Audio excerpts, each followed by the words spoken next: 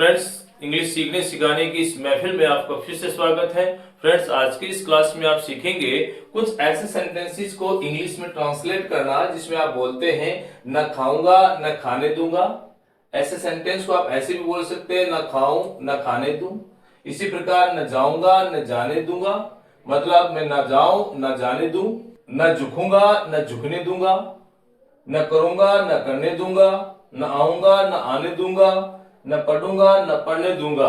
कहने का मतलब यहाँ कोई कार्य है जिसे खुद भी नहीं करना चाहता और दूसरे व्यक्ति को भी करने के लिए मना करता है कि ना खुद करूं ना दूसरे को करने दूं। तो ऐसे सेंटेंसेस को इंग्लिश में ट्रांसलेट करने के लिए, इंग्लिश में बोलने के लिए हमें जिस स्ट्रक्चर का प्रयोग करना होता है वो स्ट्रक्चर कुछ इस प्रकार से है। सबसे पहले आप बोलते हो आई विल नाइदर, और उसके बाद वर्ब की फर्स्ट फॉर्म, वर्ब की फर्स्ट फॉर्म के बाद आप बोलेंगे नॉर के बाद में बोलूंगा मैं लेट के बाद में बोलूंगा ऑब्जेक्ट के बाद वर्ब की फर्स्ट फॉर्म और फिर अदर वर्ड अगर कोई है तो। यानी हमारा स्ट्रक्चर हो गया I will neither plus verb की फर्स्ट फॉर्म, उसके बाद नॉर के बाद लेट के बाद ऑब्जेक्टिव केस आएगा हमेशा, उसके बाद वर्ब की फर्स्ट फॉर्म और अदर वर्ड्स। तो ऑब्जेक्टिव केस की अगर मैं बात करूं तो ऑब्जेक्टिव केस में आता है me, us, you, him, her, them, etcetera. तो चलिए इसे सेंटेंस में ट्रांसलेट करके हम देखते हैं। न खाऊंगा न खाने दूंगा, तो इसे हम बोलेंगे आई विल नाइदर। इसके दो प्रोनाउंसिएशन है, नाइदर भी बोलते हैं इसे और नीदर भी बोलते हैं, बोथ आर करेक्ट है। तो आई विल नाइदर ईट, उसके बाद बोलूंगा nor, I will neither eat nor let you. तो सेंटेंस हो गया I will neither eat nor let you eat, I will neither eat nor let you eat. न खाऊंगा न खाने दूंगा, न जाऊंगा न जाने दूंगा। ऐसे सेंटेंस में हम बोलेंगे I will neither go nor let you go. तो सेंटेंस हो गया I will neither go nor let you go. न जाऊंगा न जाने दूंगा, न झुकूंगा न झुकने दूंगा। तो इसे मैं बोलूंगा I will neither give up nor let you give up. Next sentence है न करूंगा न करने दूंगा, तो इसके लिए मैं बोलूंगा I will neither do not let you do.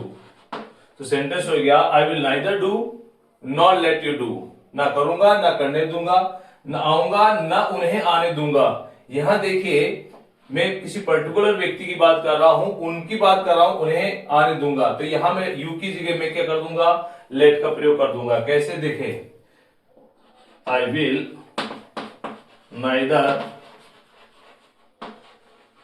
Come nor let them come. ना आऊंगा न उन्हें आने दूंगा। तो I will neither come not let them come. Next sentence है न पढ़ूंगा न पढ़ने दूंगा, तो इसके लिए मैं बोलूंगा आई विल नाइदर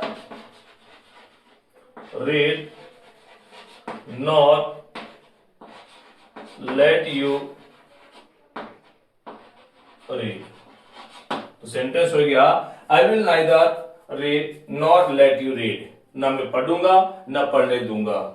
और यही बात अगर आपको पास्ट टाइम में कहनी हो कि ना आया ना आने दिया, न झुका न झुकने दिया, न खाया न खाने दिया, न सोया न सोने दिया, न हंसा न हंसने दिया, तो ऐसे सेंटेंस को आप ट्रांसलेट कैसे करेंगे? उसके लिए स्ट्रक्चर आप प्रयोग करेंगे। नाइदर आप पहले लाओगे, इसके लिए नाइदर आप पहले लाओगे तो नाइदर, और उसके बाद आप लिखोगे डिड, नाइदर डिड, प्लस उसके बाद आप लिखोगे सब्जेक्ट, सब्जेक्ट के बाद लिखोगे वर्ब की फर्स्ट फॉर्म, उसके बाद आप लिखोगे नॉर, नॉर के बाद में लिखोगे आप डिड, और डिड के बाद में आप लिखोगे सब्जेक्ट, सब्जेक्ट के बाद आप लिखोगे लेट, लेट के बाद में वही ऑब्जेक्ट, और ऑब्जेक्ट के बाद आप लिखोगे वर्ब की पास्ट फॉर्म और फिर अदर वर्ड्स, यदि जरूरत है तो चलिए इन सेंटेंसेस को हम ट्रांसलेट करते हैं।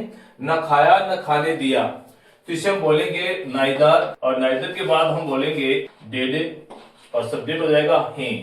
तो नाइदर डिड ही ईट।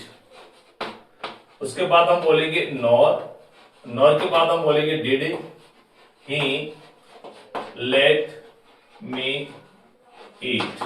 तो सेंटेंस हुआ neither did he eat nor did he let me eat. Neither did he eat nor did he let me eat. न खाया न खाने दिया, न आया न आने दिया, इसके लिए बोलेंगे neither did he come nor did he let me come. न आया न आने दिया, तो neither did he come nor did he let me come, न मुझे आने दिया। न सोया न सोने दिया, तो इसे हम बोलेंगे नाइदर